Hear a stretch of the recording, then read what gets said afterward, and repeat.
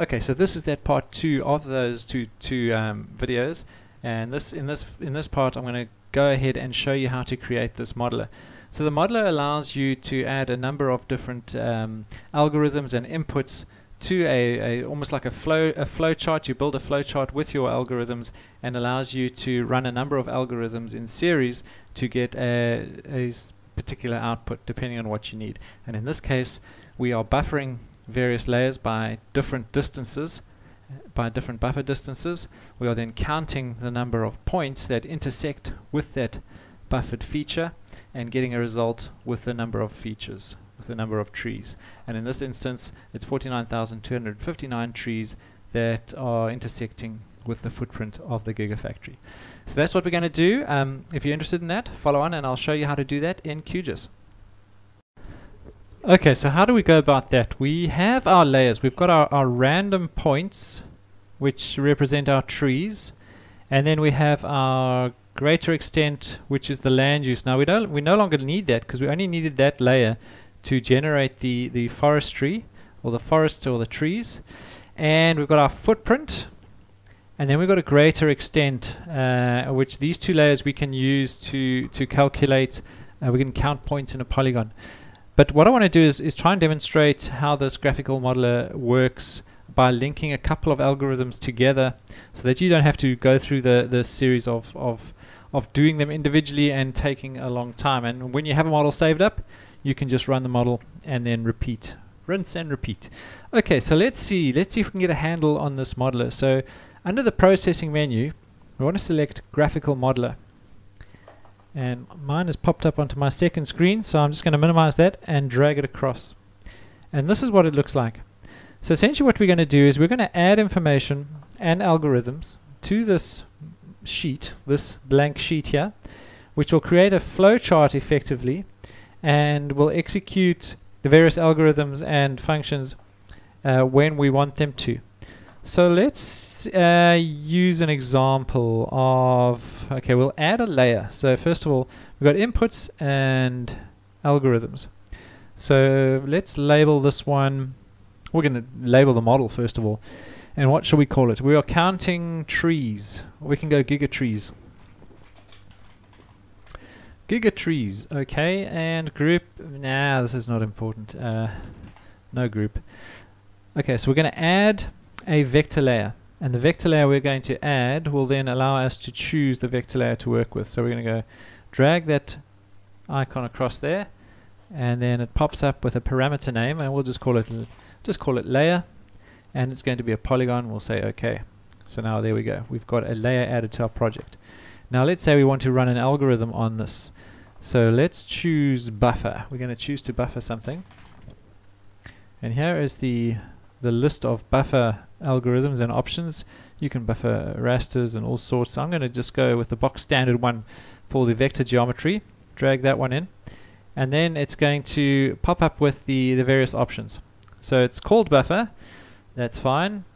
Input layer, there is only one, so that's fine. We're going to say layer, and now this is where we can set the distance. So we can set the distance to 100, let's call it. Segments, we'll make it 10. All this other stuff is fine. We are going to dissolve the results, yes. And then this final option allows you to output the result to your project or to not output it to be used in the next algorithm. So we are going to output it to our project for this first example. So we'll just call it result. Whoops. Let's call it result buffer. And then say okay. And there we go. So now it links them. So now it knows that there's an expected input, and it's going to be buffered with those settings that we chose, which were a buffer of 100 meters, segments 10, and you can change the other settings here. And then it's going to output the result to the project. Okay, so let's start off by running it. So you click on this little run mode, or you click on F5, and let's see what happens. Okay, so it's asking us for a layer. So we're going to start by buffering the footprint. So it's looking for the input, and the result buffer is going to create a temporary layer which will just be added to our project. So let's run that and close, and there it is. Okay, so it's buffered the footprint by 100 meters. Very simple. Now that you could do using your ordinary menus. So there's no point doing that in a modeler, because you can do it 100 times and just adjust when you need to. The usefulness comes when you need to link it to other stuff. So let's remove this layer and go back to our modeler. So what do we want to do? The objective here is to be able to change buffer distances to determine what a different buffer will, how a different buffer will affect the number of trees which need to be removed from a site. Okay, so essentially we are counting points in a polygon, and we have got a buffer that needs to be adjustable. So let's start out by adjusting the layer. So we are going to go back to inputs, and we want to add a number. So the number option, will drag that in, and the number, this will just be buffer distance. Buffer distance, the minimum value can be 0, maximum value, let's go 500 meters. There won't be a default value. Float, let's just go integer, and then say OK. Okay, so now we've got this value in our model, but it's not being applied to anything yet. So we need to start editing the buffer algorithm again. So we click on these little ellipses, or what do you call these little 3 dots, to edit that little algorithm. And now the distance is no longer 100, it's going to be editable. So you click on this button, and we're going to go for model input, and then there's only one option, because there's only one number input value, which is buffer distance. If there were a couple, you would need to click on the drop down arrow and select it. So now we are able to select that. So let's see what that has the effect of doing to our model. So we'll say OK, and let's run that model, and then it starts off with a distance. Okay, what do you want to buffer by? Well, we did 100 last time, so let's do 200 this time, and then you still get the option to choose your layer and create a temporary result. So we'll run that and close. So there we go. So that is the effect of 200 meters. Okay, so editing and adding that that value, that number value, allowed us to change that, or have the option when we input that layer or that value into our buffer. Let's remove this and go back to our graphic modeler. So essentially what you will do is, when you start creating a model, you may have only a couple algorithms and inputs at first, and then as you fine tune it, you might find you start adding a whole lot of other steps to your model to improve it, and that's pretty much what we are doing now. Okay, so the next thing I'm going to do is, I want that buffer, I want to be able to only buffer selected features. So there is an option, an algorithm, if we call selected features, so it's selected features, let's zoom up a bit here, extract selected features. Okay, so now the reason I want to do this is I want to be able to select a feature and then only buffer that feature, and then that'll just give us a bit more versatility going forward. So let's add extract selected features to the model. Description, extract selected features, and it's the input layer, yes, and then selected features, enter name or final result. Now that's fine, so we can say OK.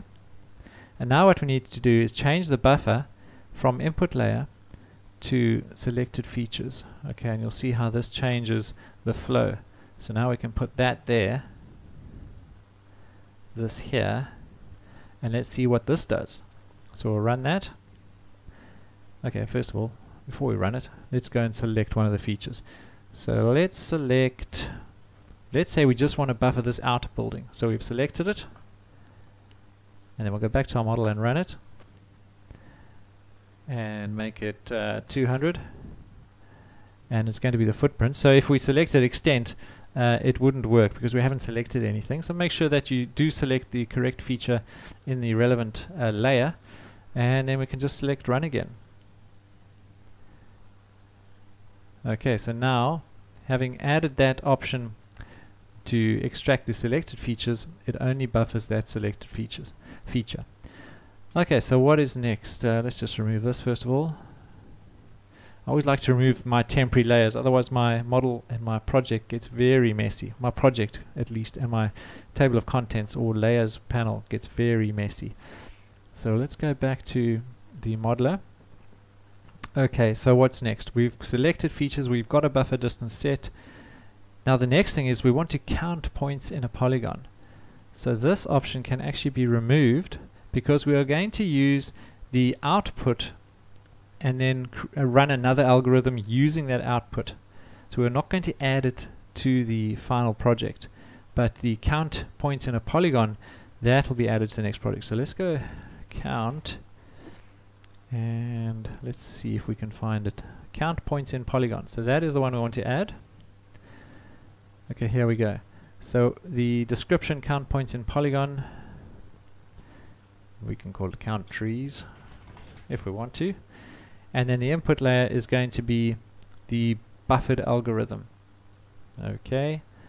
The weight field that we're not going to set a class field, but the output field that comes or gets added to the output layer, we can call trees. And yeah, let's go result. We're going to go number of trees, or we can just go result. Let's just call it result. There, result. Okay. Alright, so now it's getting pretty messy. So now that's not right. I don't think that's right. Let's just double check that. Oh, points. We need to select points. Okay, so that's why it's not right. So I need to add another layer over here, and we can go layer, vector layer, and this is going to be I want to go tree select.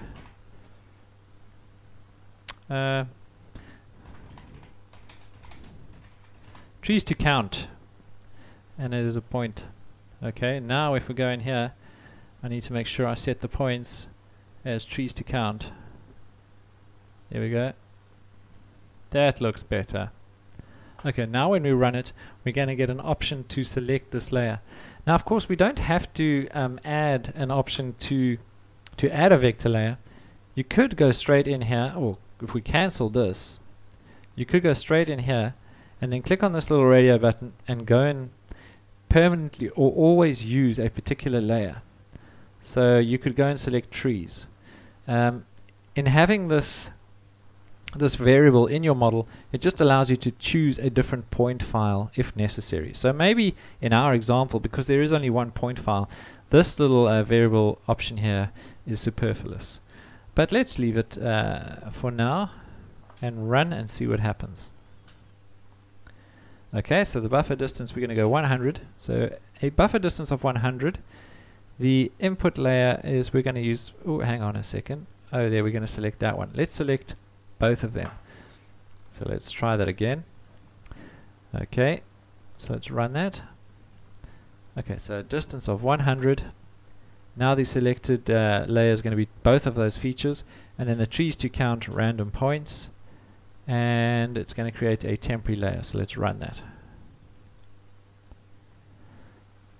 And that is what we expect to see. It's a buffered feature which will now have a column in the attribute table with a trees and the number of trees that intersect with that new shape.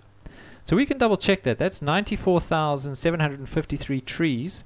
So what we can do if we want to double check that is let's use this vector research tools. We'll select by location.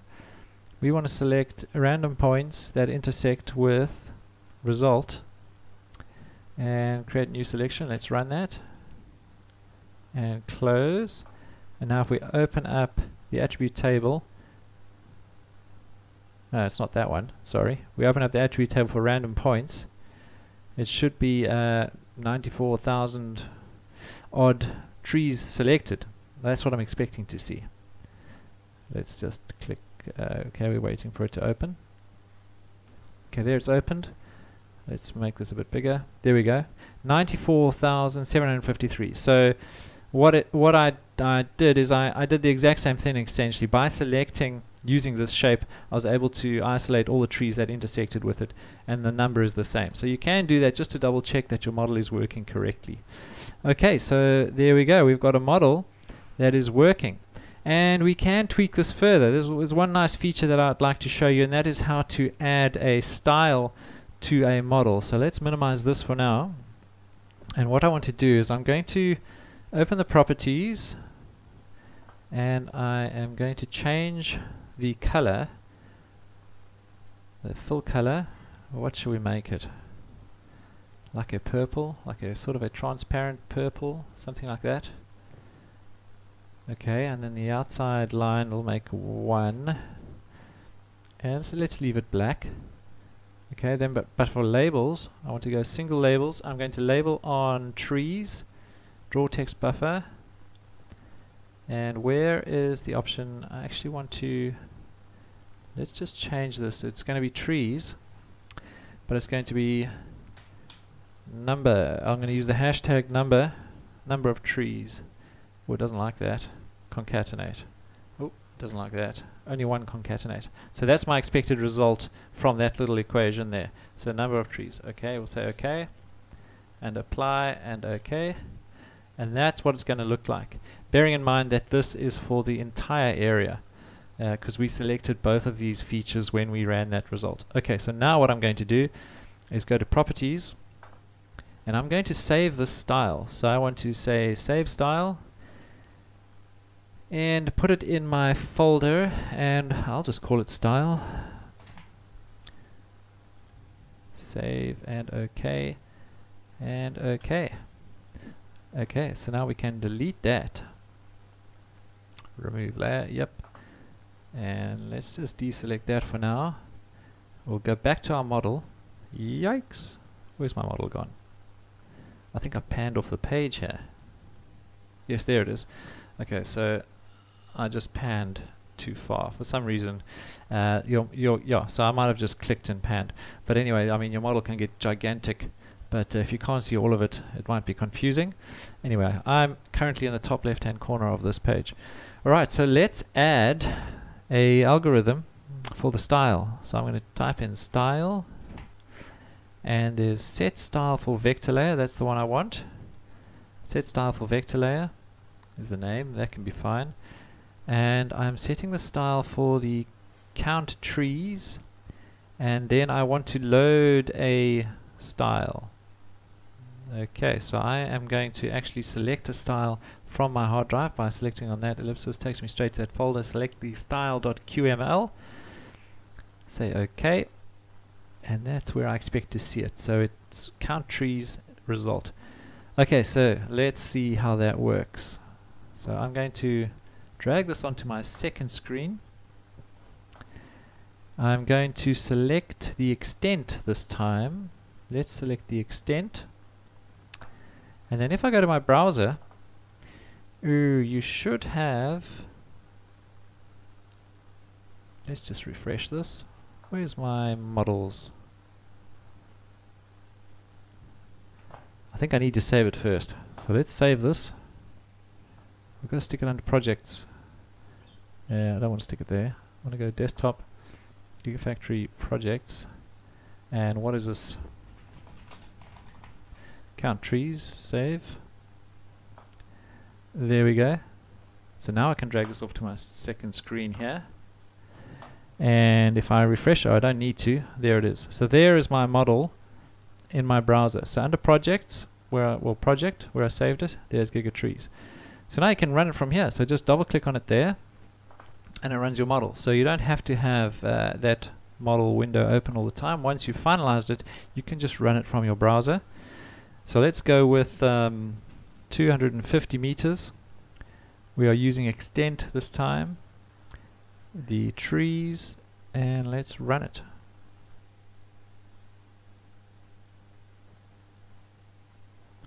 And close, back to layers, and there we can see the style has been set. So it's loaded the style that we created, it's set the 200 meter buffer on, and the number of trees that intersect, 364,000 and 51 trees are affected by this version of the model. Let's just play with that a bit more. Remove that layer, deselect, deselect. Okay, let's go with the footprint. Okay, with the current footprint, let's say we're assuming that there's no setback line, so no buffer. So we just want to buffer the Gigafactory. We're not interested in this shape. And we're assuming there's no buffer. So I'll just leave it at 0. Trees to count, random points, run, close. 49,259 trees, or points in a polygon. And that's how you can create a fairly useful model. And you'll see now, if I just want to adjust the buffer distance and just run that model over and over, it's a lot quicker than running through each of those steps each time. And you can build on this. You can do something with your results and your outputs, and you can keep going. Okay, and that's how you use the modeler. We used it to determine how many trees were within a certain distance of the Gigafactory footprint, and you can use it for your own study, any of your own features. I hope you've enjoyed the video. We'll see you next time. Cheers.